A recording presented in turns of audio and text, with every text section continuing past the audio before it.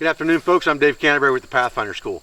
I wanted to discuss a couple different primitive trap triggers today, a couple different trap sets with you guys today, because I see a lot of postings on the internet where these traps are being set incorrectly. So what I wanted to do was I wanted to put a couple videos out there that show the easiest and most correct way to set these two triggers up so that you'll have that for reference later. Now, disclaimer in this video at the beginning is that primitive trapping is illegal in almost every state. So bear that in mind as you practice setting your primitive traps. Let's get started. Okay, this is a properly set figure 4 deadfall. You can see that the bait stick does not touch the underneath side of the trap, but it is close. It goes deep into the trap, at least halfway into the trap where the bait stick is and your bait would go. Now, the angle of this trap is one of the most important concepts that I see people mess up. The mechanics of making the figure 4 are not that difficult. It takes just a couple notches to make a figure 4 deadfall. The angle of this deadfall is the problem I see with most of them. And this angle at the back of the figure 4 will be equal to the angle of your trap. So if this angle is about 30 degrees, your trap is correct. If this angle is over 30 degrees, your trap is not going to be set correctly. You need no more than a 30-degree angle on this deadfall device so that you have less chance of the animal escaping. You want this thing to be fairly sensitive with these notches so that it doesn't take much movement of this bait stick for that trap to go off. Okay, I'm going to try to freehand most of this today. So I don't know how this is going to come out, but hopefully it'll be okay. There's 3 components to the figure 4 deadfall trigger. You have an upright device or a post that holds your deadfall trigger up. And it has a wedge on the top and it has a slot in the side. The second component piece is basically your anvil or your lever, and it's what holds the deadfall. And it needs one 7 notch that matches up with this wedge here. The only other notch that needs to be in it at all, if you put one in it, is just a flat, it's not even a notch, it's just a flat area on top of the stick, which makes the deadfall usually set on them more steadily and makes the trap easier to set. Your bait stick is the final stick you need to make, and it needs to be about 3/4 the length of your deadfall device, and it needs to be pointed on the end so that you can put some type of bait on it. And then it needs to have 2 notches in it. It needs a stop notch here, which is just a log cabin notch that will match up with the opposite side here, like this.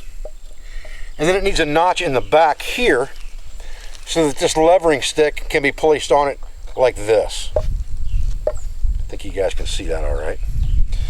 And that completes your figure 4. And what happens is you have weight pushing on this device, which is trying to lift up this anvil, which is hung in this notch with the bait stick here and here by friction. And that weight pushing down is what holds all of this together until the bait stick is moved and falls out of one of these 2 notches, and then the deadfall will come down. The other key component to this is that all of your trap components, other than the bait stick, are outside the deadfall device. And I'm going to show you how to set this in a minute, and then we'll talk about that and why that's important. Okay guys, I'm trying to do this. I'm trying to do this so you guys can see exactly what I'm doing. Now, if you've got this thing notched and set up right, you should be able to just place your upright and your lever stick together. You should then be able to lift your deadfalling device up and lay it on top of your anvil stick, just like that. And it should be well away from, this upright stick should be well away from the front of your trap. You can move it in a little bit, but you want to make sure that when this trap goes off, it doesn't fall underneath or hang up on this thing to keep it from falling. Then at that point, all you should have to do is place your bait stick into the 2 notches, like so, and the friction should hold it. And if it's a hairy trigger, that's okay, that's what you want.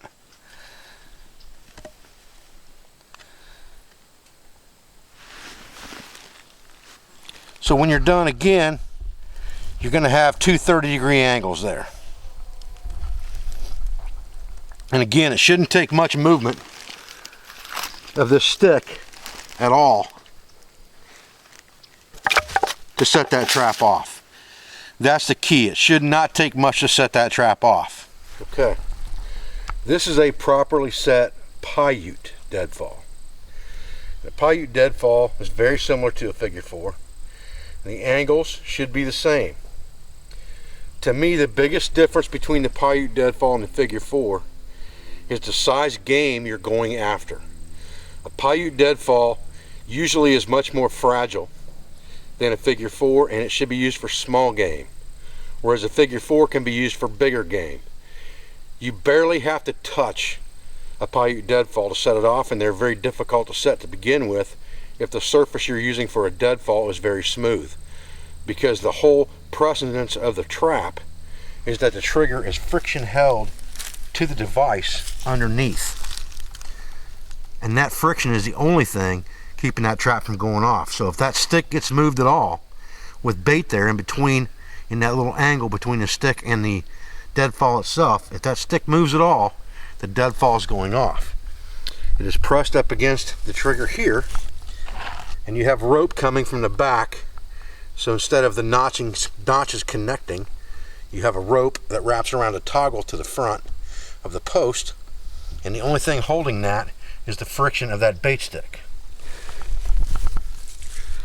So anything that goes inside here and touches that stick is going to set that trap off. All right, again, I'm going to try to freehand this. Now, the first component is an upright, and a V or a fork works better than trying to cut notches. So I used a fork on this one. It's just an easy, no-brainer way to make a lever stick.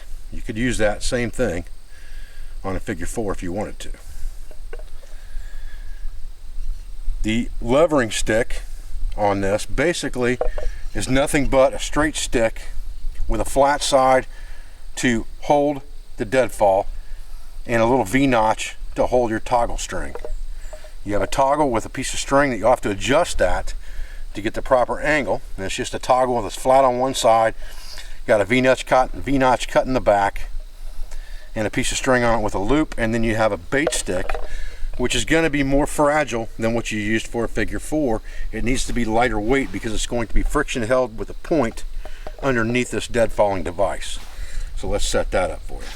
Okay, so we've got our support stick here and our V, or our support stick, I'm sorry, and our lever stick. And they go, again, just like this the last time, keeping this V outside so that it can fall away.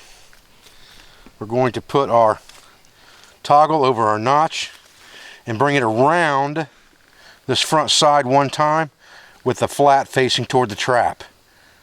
So we have this. And this is where our lever stick, or our trigger stick, comes in. We'll put that right against the pole, and then we'll kind of feel up underneath here and find a good spot to wedge that bait stick in. And that just takes some patience.